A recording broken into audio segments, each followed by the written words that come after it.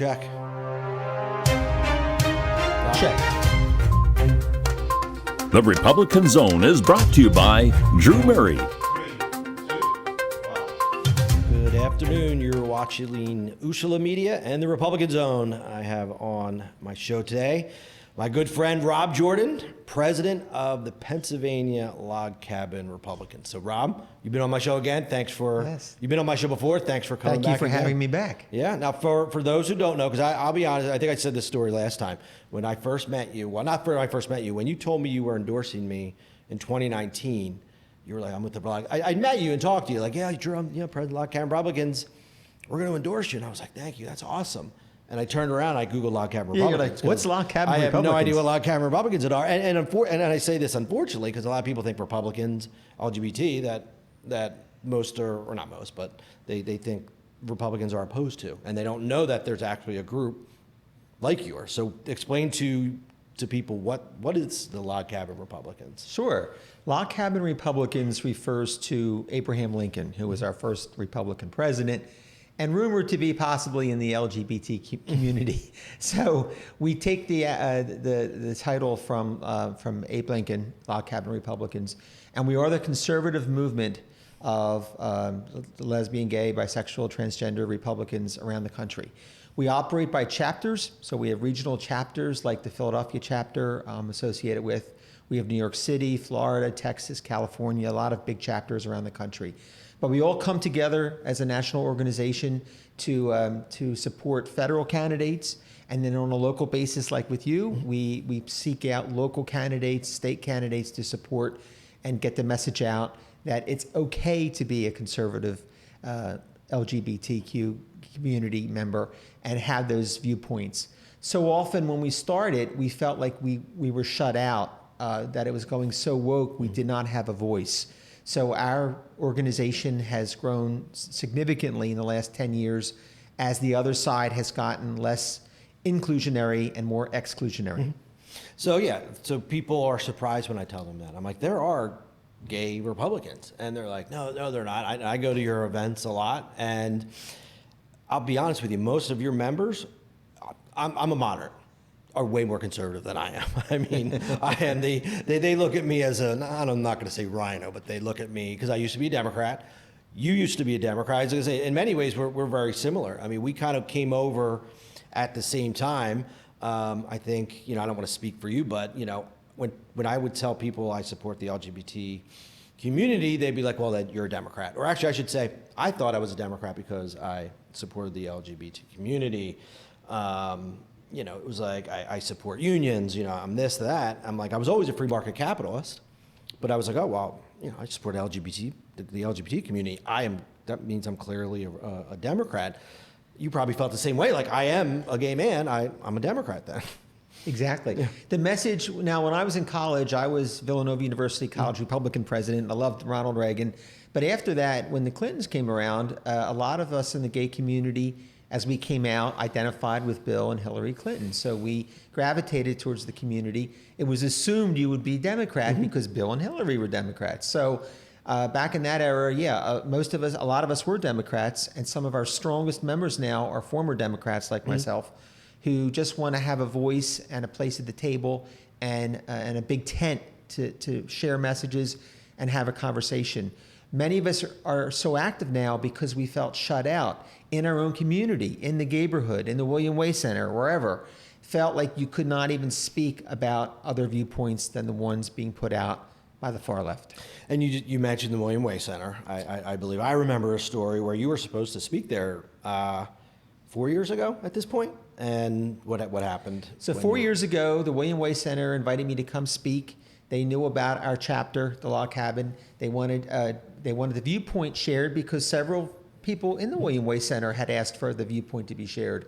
And I was working with their communications director, and the president, Chris Bartlett, knew about the invitation, and it was extended. Right as I was walking in that day to do the show, much like the show right now in this studio, I had a transgender person stop me at the front door and say, "Your kind is not welcome here. Your kind can never cross the door." And I said, "What?" And then everything really blew up. And the William Way Center board sided with these these loud voices within the William Way Center clientele that didn't even want a conservative message or a conservative discussion to happen within the doors. Even though they were saying how inclusionary they were. Correct. They were doing the opposite. They're inclusionary in their own minds, but really from a conservative standpoint and an ideological standpoint, politically, Right. they were anything. Exactly. but. They're inclusionary when they want money, when they want government taxpayer funds, and they want grants. They're open to all, but in reality, they're not. So I was shut out of the building, and as a result, one of the big donors stopped giving to the center. He wrote a very strong letter to Chris Bartlett that I'm copied on, and other donors also stopped giving. So they lost support, they lost donors, they lost people like me that gave in the past, because who's going to go somewhere where you're told you can't even cross the door? Sure, no, That's and- as exclusionary as it gets. And just recently, and when I read the article in the paper about how on a federal level that funds were cut to, I think it was only like 3 or 4 organizations around the country. And as soon as I read it, I'm like, this is ridiculous. I'm like, why are they doing this? They're obviously targeting the LGBT community. I was embarrassed as a Republican. But then I read one of the organizations was William Way. And I was like, I wonder if it's not that their funds are being cut because they're LGBT, but it's because they're exclusionary. And I think you texted me like an hour after I read the article. And I don't know for certain, but I'm assuming that's probably why. Yeah. Because I didn't do anything specifically, but my story is out there. Other stories are out there where they are exclusionary. And if they want the taxpayer money from 100% of the citizens, why would you exclude at least 50%? yeah, and William Way does a lot of great things. So I don't want to sit here and like bash the William Way Center, because I know they do a lot of things. But Right. I think everyone needs to understand inclusionary means different voices. Even we're not. I always tell people, I've lost friends when I became a Republican, and I was like, I'm still the same exact person I always was. I was, I was a dino when I was a Democrat name only. Now people call me a rhino. I said I didn't move my ideology. Right. I just felt like the party did shift. I don't think it's the party of Kennedy anymore. I know that. I don't even know, although I feel like it's going back again. I said I don't even know if it's the party of Clinton. I mean, I voted for Bill Clinton, and when he said, welfare is a second chance. It's not a way of life. I mean, that's still how I feel. I 100% have that mindset. I'm not sure the progressive wing, anyway, of the Democrat Party, they do not feel that way. They want guaranteed jobs. They want rent control. They want, everything that has failed for centuries. That is what they want, even though they've always failed, because they know how to do it now. I love when they talk about rent control, and I'm like, all you have to do is say New York. Like, is New York affordable? Right. It's not affordable, because those who live in rent control apartments, they're still affordable. And I understand the desire to have affordable housing, but not through rent control, because everywhere else gets expensive. Correct. And we're against quotas at Log Cabin. We want to sit at the table because we're good, we're smart, we're accomplished, we have good insight. We don't want to sit at the table because we're 1/10 or 1/15 of their quota. Yeah. So that's the fallacy, and that's why we're so strong at Log Cabin and pushing that message. You see it in the cabinet right now, in President Biden's cabinet. You have someone in there heading transportation who fit his bill, his quota, does not have the experience to run airlines and shipping and train traffic, and now we've had all these problems the last 2.5 years. And look, Pete Buttigieg is brilliant. He's much more intelligent than I am, but he had no experience. No. I mean, it would be like, you could put Einstein in charge of transportation. If he doesn't know what he's doing Right. and doesn't have the experience, then he's not. And look, they got 95 rebuilt, and I'm sure Pete Buttigieg was part of that. Obviously, Josh Shapiro was part of it, Governor Shapiro was, and I will give credit where credit is due. They got it done, but no, there's a lot that he just doesn't have. And what's frustrating is there probably were a number of things that he could have done in the cabinet, and he would have been qualified for, but not transportation. We need transportation. I was like, what is he thinking? I'm Right. like, Pete Buttigieg is brilliant, but he doesn't have the experience that it takes to run the Department of Exactly. Transportation. And now the whole country pays the price. Exactly.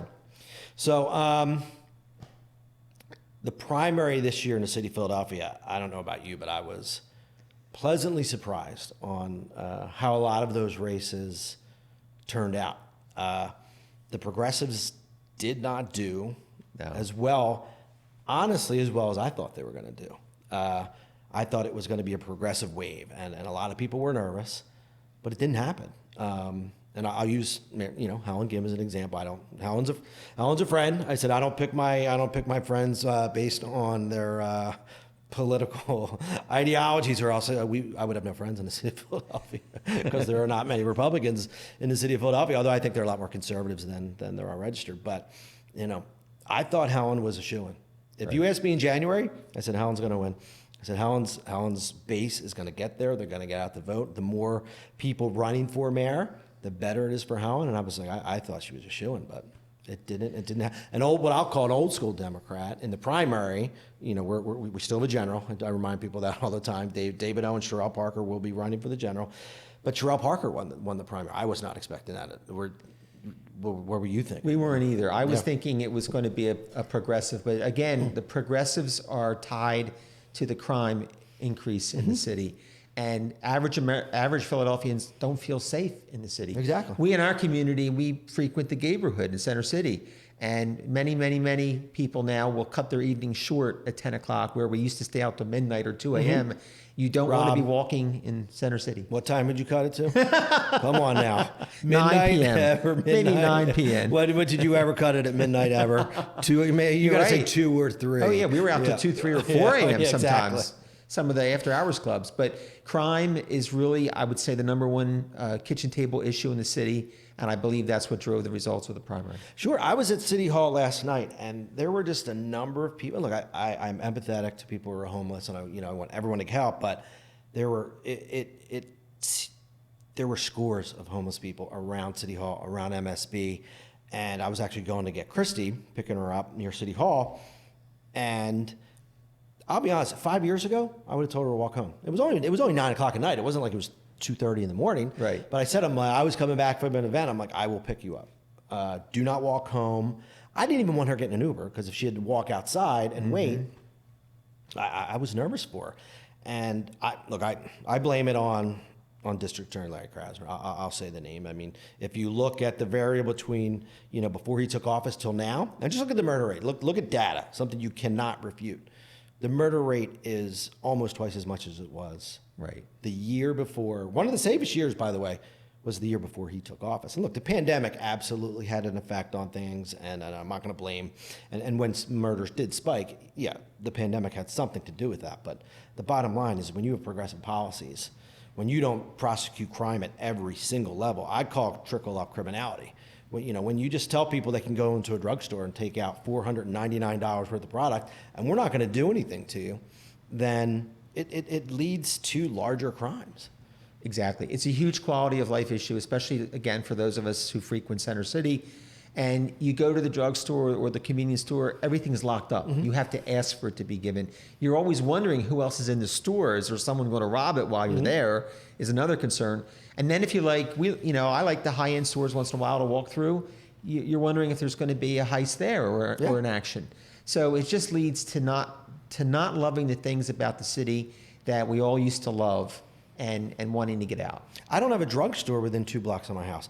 The reason I live in this, I grew up in Villanova. I was a suburbanite like you. You went to O'Hara, so Springfield. I went to the prep. I grew up in Villanova.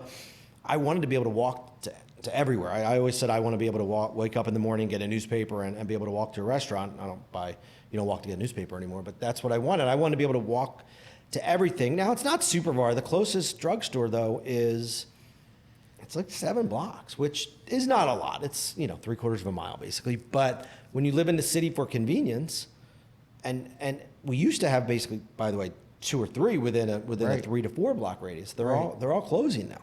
Yeah. And so there is a direct effect that you can look at. Wawas are leaving. Wawas are leaving like crazy. The Wawa at 2000 Market Street was packed all the time. Yeah. During the day, at night. It was open. It was open 24 hours a day, or at least late into night. If you needed something at 2 a.m, you would go there, and it would be packed. They didn't leave because of a lack of business. They left because people would walk in, literally just grab a whole bunch of, as long as it was $499.99. Yep. Walk out. No Larry Krasner told him that, had said it publicly. It was that I even said when he said it publicly, I'm like, if you're gonna practice it, fine, but don't tell people that. Right. And so now all the Wawas are closing.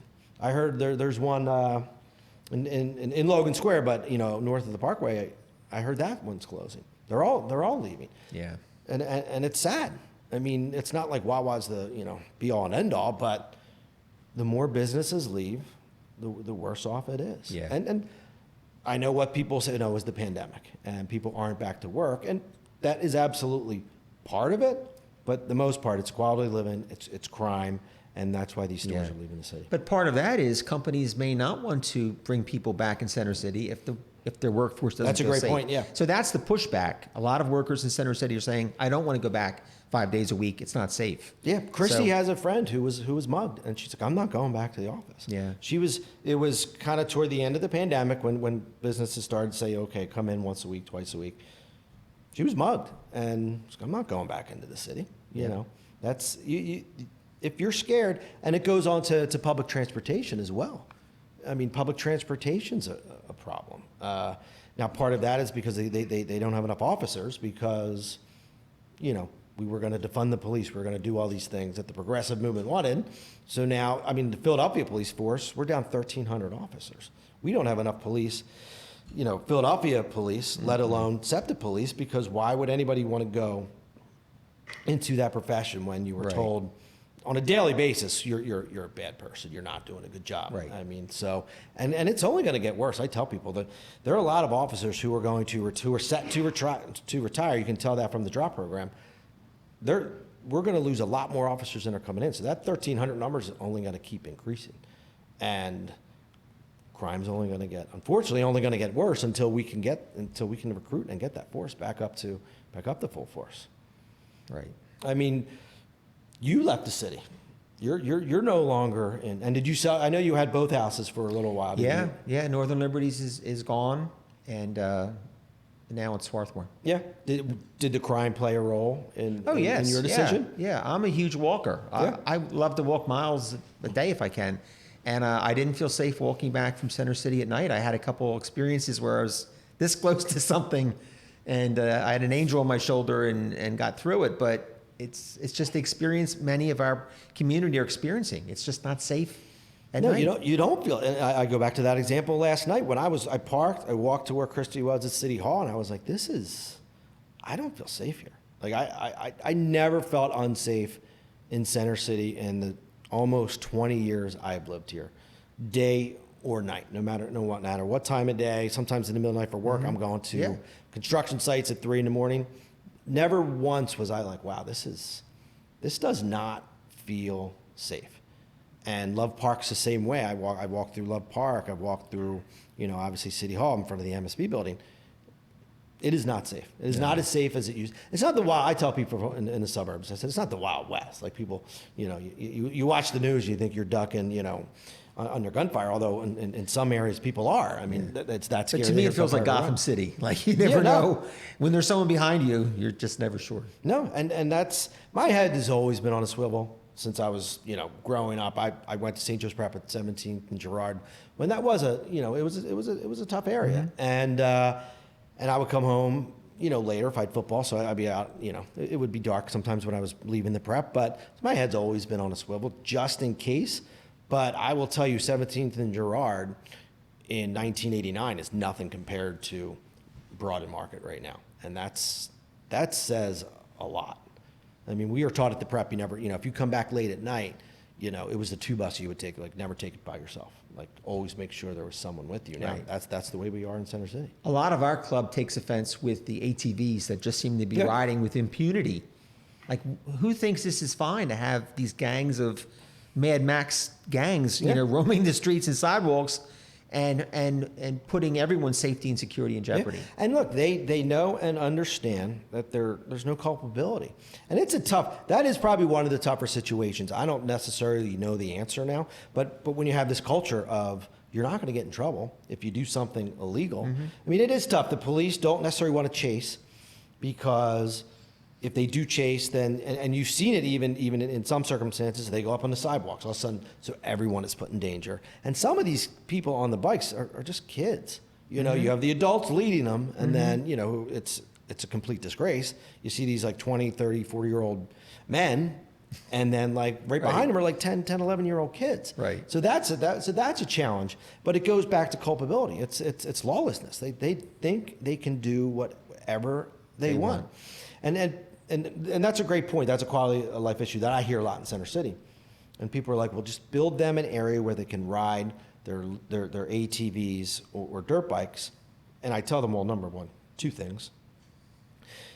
How are they going to get to this location? You know, not like we have trailers in the city to put the bikes on, so they're not going to be able to get there, number one. Right. It would take a huge area in the city of Philadelphia. It's completely unattainable. Like, what are you going to, Belmont Plateau, maybe that's big enough, but then what are you going to do for all those people who use Belmont Plateau for what it's currently supposed to be used for outdoor, baseball, cross country, and things like that. And then number two, it is the thrill of doing something illegal. We could give people who ride these illegal ATVs and dirt bikes an area, and they would still go out on the street. Oh, definitely. Yeah, because it's the thrill. It is part of the thrill. They love it. Right. Because and this is what I tell people: if they're not in it because they want to break the law for the thrill, why did they go through red lights? Like they could ride to the next light, stop. Yeah, they don't stop. And go again. And I said that's part of the thrill. So it will do absolutely nothing. And I'll be honest with you, I also don't like to reward bad behavior. It's like, okay, so they're doing something illegal. Right. So instead of prosecuting them for doing something illegal, we're going to reward them with the location where they can do it legally. Right. I mean, it's insane sometimes when you hear some of the answers that people give. Well, in order to solve this problem, just create an area where they can ride them, and they'll never do it. Nope. So what else do you have going on? So I know you guys have events. Like, what does Log Cabin do like on a regular basis? I know you have like happy hours. We have socials and meetings for people to come and discuss the topics which they don't feel comfortable, or when they try to talk about it at dinner parties or in the bars, they get shut down now. It's so woke. So you have to give a safe space for people to talk, and that's what we do. And we also try to find candidates that are aligned with our goals and give them a venue to speak and to talk to our members. And that's been going on. So we're really looking forward to next year, to the Senate races and presidential and a a lot of the races that is going to be 2024. 2024 is going to be huge. You have the presidential and the Senate race that and I say we, the Republicans, will put someone up against Bob Casey. And Bob Casey, to me, I voted for Bob Casey. I remember when I voted for Bob Casey because he was the moderate. Yeah. He was the pro-life moderate. And he was his father. Mm-hmm. You know, I know I voted for Bob Casey because I thought Bob Casey was his father. Well, he's been nothing like his father. No. And I'm interested to see who was going to run against him. I assume it's Dave McCormick, but I don't know if you're hearing the. We've already reached out to Dave McCormick's campaign to say we're here for you. Yeah. So yeah, we're hoping it's Dave McCormick. I think Dave came very close to beating Dr. Oz in the primary, and this is nothing against Dr. Oz. I think he ran a good campaign. He just wasn't born here and really wasn't from here. You know, Dave McCormick did live in Connecticut for a little bit, but he was born and raised here, and is back. I think I'll be honest with you, and again, this is nothing disparaging to Dr. Oz. I think Dave McCormick would have won that election I think so too. Last year against Fetterman, and I think he can beat Bob Casey. It's going to be tough because I think a lot of people still look at Bob Casey as this moderate. I'm like, Bob Casey's not a moderate. You got to look at how he votes, and I'll be honest with you, I think he just votes wherever people tell him to vote. Right. I mean, not to be disparaging to Bob Casey. He hasn't been a leader in the Senate. He hasn't been a leader. No, yeah, exactly. That's the perfect way to explain. He hasn't been a leader. He just kind of he follows and does whatever he thinks the party wants him to do. And that's not what I want in a senator. Right. So I think Dave McCormick can beat him. Right. I think he has the experience of the campaign from last time. And look, everyone makes mistakes during the campaign, so I think Dave McCormick's going to look at that campaign and be like, okay, this is what I did, this is what I should have done differently, and he's going to come at it full throttle. I'm surprised he hasn't announced yet, but my guess is right after November, because in Pennsylvania there are a lot of important elections coming this November. I mean, I'm one of them. I'm running for the city council at large spot as a Republican. So I think you're going to see Dave right after, like he's raising money, obviously, and he also has some money. I think right after November, you're going to see him announce.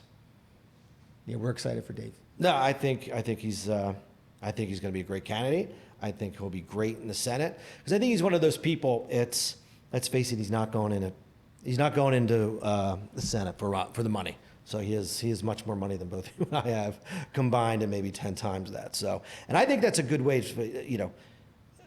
I like that when politicians don't have to do it for the money because they're only going to do it for what they believe is Exactly. right. So exactly. So we're coming to an end. This felt like it took about 5 minutes because we only do 30 minutes now. Last time we came in for an hour. So I want to thank you for coming in.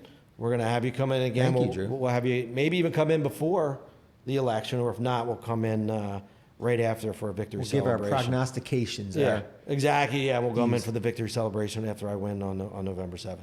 So thank you again. Great. Thank you, Drew. You've been watching Usula Media and the Republican Zone. I'm your host. Have a great day.